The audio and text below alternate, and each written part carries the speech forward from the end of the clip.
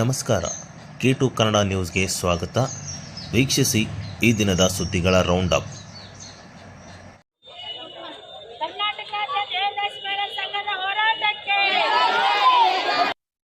ದೇವದಾಸಿ ಮಹಿಳೆಯರ ವಿವಿಧ ಬೇಡಿಕೆ ಈಡೇರಿಸುವಂತೆ ಆಗ್ರಹಿಸಿ ಕರ್ನಾಟಕ ರಾಜ್ಯ ದೇವದಾಸಿ ಮಹಿಳೆಯರ ವಿಮೋಚನಾ ಸಂಘದ ಪದಾಧಿಕಾರಿಗಳು ನಗರದ ತಹಶೀಲ್ದಾರ್ ಕಚೇರಿ ಆವರಣದಲ್ಲಿ ಪ್ರತಿಭಟನೆ ನಡೆಸಿದರು. ದೇವದಾಸಿ ಮಹಿಳೆಯರು ಅನೇಕ ವರ್ಷಗಳಿಂದ ಗಂಭೀರ ಸಮಸ್ಯೆಗಳಿಗೆ ಗುರಿಯಾಗಿದ್ದು, ಈ ಕೂಡಲೇ ಸರ್ಕಾರ ಅವರ ಸಮಸ್ಯೆಗಳನ್ನು ಅಳಿಸಬೇಕು ಎಂದು ಸರ್ಕಾರ ವಿರುದ್ಧ ಘೋಷಣೆ ಕೂಗಿ ಆಕ್ರೋಶ ವ್ಯಕ್ತಪಡಿಸಿದರು.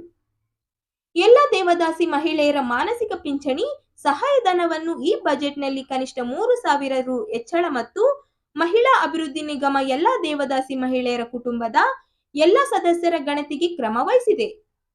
ಅದು ಸ್ವಾಗತಾರ್ಹ, ಆದರೆ ಅದನ್ನು ಆನ್ಲೈನ್ನಲ್ಲಿ ಮತ್ತು ಅದಿರುವಲ್ಲಿಗೆ ಮಹಿಳೆಯರು ಕುಟುಂಬ ಸಮೇತ ತೆರಳಿ ನೋಂದಾಯಿಸಬೇಕು ಎಂದು ಒತ್ತಾಯಿಸಿದ್ದಾರೆ.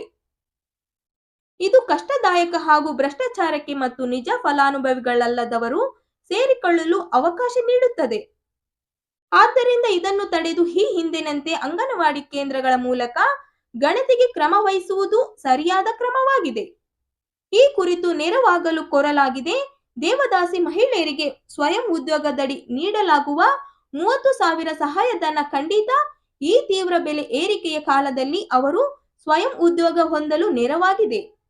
ಈ ಹಿಂದೆ 1 ಲಕ್ಷ ನೆರವು ನೀಡಲಾಗುತ್ತಿತ್ತು, ಆದರೆ ಈ ನಡುವೆ ಅದನ್ನು ಕಡಿತಗೊಳಿಸಿ ಇಳಿಸಲಾಗಿದೆ.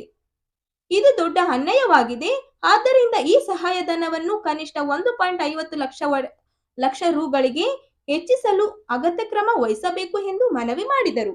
ಮಹಿಳೆಯರ ಅಭಿವೃದ್ಧಿ ನಿಗಮವು ಎಲ್ಲ ದೇವದಾಸಿ ಮಹಿಳೆಯರಿಗೆ ಕುಟುಂಬದ ಎಲ್ಲ ಸದಸ್ಯರ ಗಣತಿಗೆ ಕ್ರಮ ವಹಿಸಿ ಅದು ಸ್ವಾಗತಿಸಿದೆ.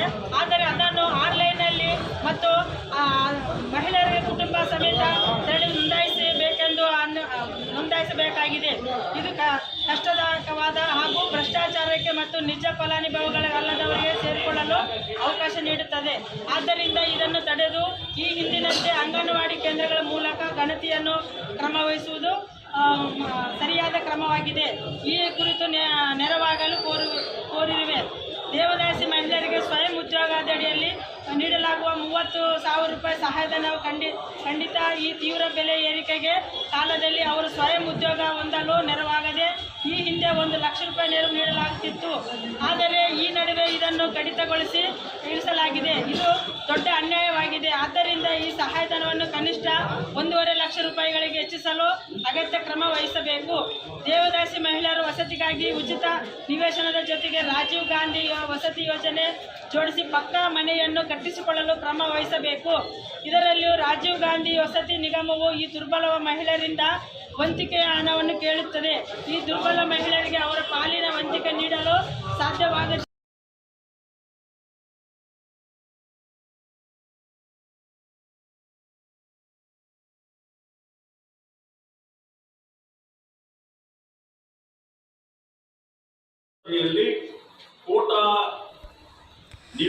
ನಗರದ ಐತಿಹಾಸಿಕ ಕೋಟೆ ಜಾಗ ಒತ್ತುವರಿ ಮಾಡಿ ಭೂಮಿ ಅತಿಕ್ರಮಣಕ್ಕೆ ಸಂಚು ಹಾಕಿದ ಭೂಗಳ್ಳರ ವಿರುದ್ಧ ಕ್ರಮ ಕೈಗೊಂಡು ಪಾಲಿಕೆ ಅಕ್ರಮವಾಗಿ ನೀಡಿದ ನಿವೇಶನ ಸಂಖ್ಯೆ ಮತ್ತು ಕಟ್ಟಡ ಪರವಾನಗಿ ರದ್ದುಗೊಳಿಸಬೇಕು ಎಂದು ಜಾದಲ ಜಿಲ್ಲಾಧ್ಯಕ್ಷರಾದ ಎಂ ವಿರೂಪಾಕ್ಷಿ ಅವರು ಒತ್ತಾಯಿಸಿದ್ದಾರೆ.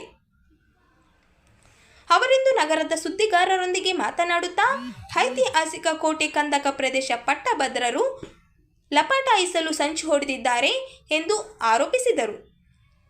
ನಗರದ ಸ್ಟೇಷನ್ ರಸ್ತೆಗೆ ಹೊಂದಿಕೊಂಡಿರುವ ಐತಿಹಾಸಿಕ ಕೋಟೆ ಕಂದಕ ಪಕ್ಕದಲ್ಲಿರುವ ಸರ್ವೆ ನಂಬರ್ 1495, 1496 ವಿಸ್ತರಣೆ 2 ಎಕರೆ 9 ಗುಂಟೆ, 2 ಎಕರೆ 22 ಗುಂಟೆ ಭೂಮಿಯು ಇಂದಿಗೂ ಕಂದಾಯ ದಾಖಲೆಗಳಲ್ಲಿ ಸರ್ಕಾರಿ ಗೈರಾಣಿ ಎಂದೇ ನಮೂದಿಸಲಾಗಿದೆ ಎಂದರು. ಪಾಲಿಕೆ ಅಧಿಕಾರಿಗಳು ಜನಪ್ರತಿನಿಧಿಗಳ ಜೊತೆಗೆ ಶಾಮೀಲ್ ಆಗಿ ಭಾರೀ ಅವ್ಯವಹಾರ ಎಸಗಿದ್ದಾರೆ ಎಂದು ಆರೋಪಿಸಿದರು.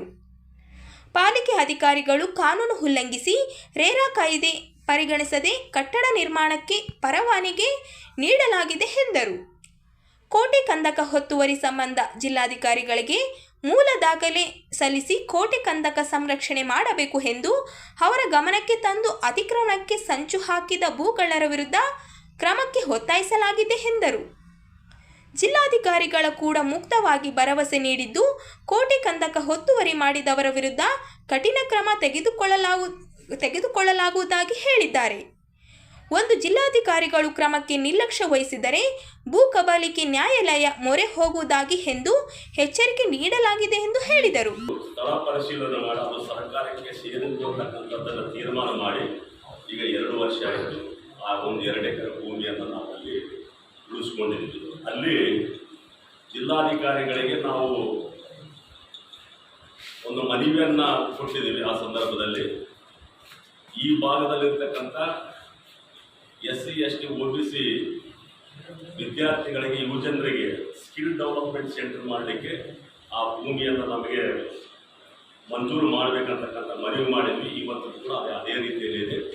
ಅದಕ್ಕೆ ಒಂದು 50 ಲಕ್ಷ ನಗರಾಭಿವೃದ್ಧಿ ಪ್ರಾಧಿಕಾರದಲ್ಲಿ ಕೂಡ ರೆನಿವೇಷನ್ಗೆ ಸೌಂದರ್ಯೀಕರಣಕ್ಕೆ ಕೂಡ ಇಟ್ಟಿದ್ದಾರೆ. ಅದು ಜಿಲ್ಲಾಡಳಿತ ನಮ್ಮ ದೂರಿನ ಮೇಲೆ 2 ಎಕರೆ ಭೂಮಿಯನ್ನು ಉಳಿಸಿಕೊಟ್ಟಿರ್ತಕ್ಕಂಥ ಒಂದು ಇತಿಹಾಸ. ಅದೇ ರೀತಿಯಲ್ಲಿ ಸರ್ವೆ ನಂಬರ್ 1495-96 ಇದು ಕ್ರಮವಾಗಿ 2 ಎಕರೆ 9 ಗುಂಟೆ, 2 ಎಕರೆ 22 ಗುಂಟೆ ಭೂಮಿ ಸ್ಟೇಷನ್ ರಸ್ತೆಯಲ್ಲಿರ್ತಕ್ಕಂಥ ಕಲ್ಲೂರು ಕಾಲೋನಿ ಮತ್ತು Ranjita Palace and Nripatunga and Kallur ಕಾಲೋನಿಯ ಇದರಲ್ಲಿ ಬರ್ತಕ್ಕಂಥ ಈ ಲ್ಯಾಂಡ್ ಇದು ಸರ್ಕಾರಕ್ಕೆ ಇವತ್ತಿನವರೆಗೆ ಕೂಡ ಕಂದಾಯ ದಾಖಲೆಗಳಲ್ಲಿ ಸ್ಪಷ್ಟವಾಗಿ ಪಾಣಿಗಳಲ್ಲಿ ಕಂದಾಯ ದಾಖಲೆಗಳ 1954ರಿಂದ ಆಸರಾ ಪಾಣಿಯಿಂದ ಹಿಡಿದುಕೊಂಡು ಇವತ್ತಿನ ದಾಖಲೆವರೆಗೂ ಕೂಡ ಕಂದಾಯ ಇಲಾಖೆಗೆ ಸೇರಿರ್ತಕ್ಕಂಥದ್ದನ್ನು ದಾಖಲೆಗಳು ಹೇಳ್ತಾರೆ.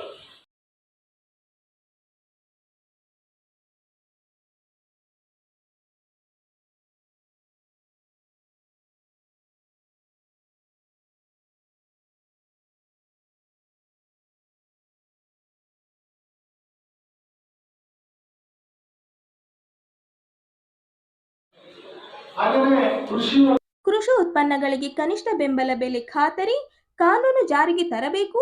ಡಾಕ್ಟರ್ ಸ್ವಾಮಿನಾಥನ್ ವರದಿ ಆಧರಿಸಿ ಬೆಂಬಲ ಬೆಲೆ ನಿಗದಿಪಡಿಸಬೇಕು ಎಂದು ಅಖಿಲ ಭಾರತ ರೈತ ಕೃಷಿ ಕಾರ್ಮಿಕರ ಸಂಘಟನೆ ವತಿಯಿಂದ ದಿನಾಂಕ 10ರಂದು ವಿಧಾನಸೌಧ ಚಲೋ ನಡೆಸಲಾಗುವುದು ಎಂದು ಸಂಘಟನೆಯ ರಾಜ್ಯ ಅಧ್ಯಕ್ಷ ಎಂ ಶಶಿಧರ್ ಅವರು ಹೇಳಿದರು. ಅವರಿಂದು ನಗರದ ಸುದ್ದಿಗಾರರೊಂದಿಗೆ ಮಾತನಾಡುತ್ತಾ ಬಗರಂ ಹುಂಕಂ ಜಮೀನು ಅವಲಂಬಿತವಾಗಿರುವ ಸಾಕಷ್ಟು ರೈತ ಕುಟುಂಬಗಳು ಸಂಕಷ್ಟಕ್ಕೆ ಸಿಲುಕಿವೆ. ಈ ರೈತರಿಗೆ ಬೇರೆ ಸಾಗುವಳಿ ಜಮೀನು ಇಲ್ಲ.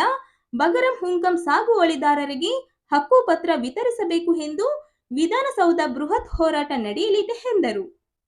ಮಹಾತ್ಮ ಗಾಂಧಿ ರಾಷ್ಟ್ರೀಯ ಉದ್ಯೋಗ ಖಾತ್ರಿ ಯೋಜನೆ ಅಡಿ ಗ್ರಾಮೀಣ ಕಾರ್ಮಿಕರಿಗೆ ಕೆಲಸದ ದಿನಗಳನ್ನು 200ಕ್ಕೆ ಹೆಚ್ಚಿಸಬೇಕು ಹಾಗೂ ಕನಿಷ್ಠ ವೇತನ 600 ನಿಗದಿಪಡಿಸಬೇಕು.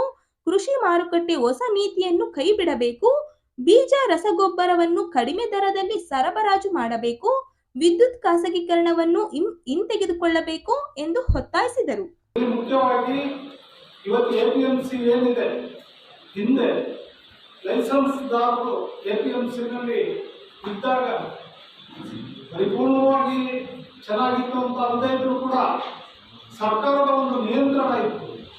ಆದರೆ ಈಗ ಸರ್ಕಾರ ಈ ಕರಡು ನೀತಿ ಮೂಲಕ ಆ ಒಂದು ಇದನ್ನ APMCನ ಅಲ್ಲಿಂದ ಇರುವಂಥ ಉಳಿತನ ಮಾಡೋದಕ್ಕೆ ಹೊರಟಿದೆ. ಅಂದರೆ ಆ ಸಾರ್ವಜನಿಕ ಇದು ಏನಿದೆ ಮಾರಾಟ ಅದನ್ನ ಅದರ ಜೊತೆಗೆ ಖಾಸಗಿಯವರನ್ನು ಉತ್ತೇಜಿಸಬೇಕು.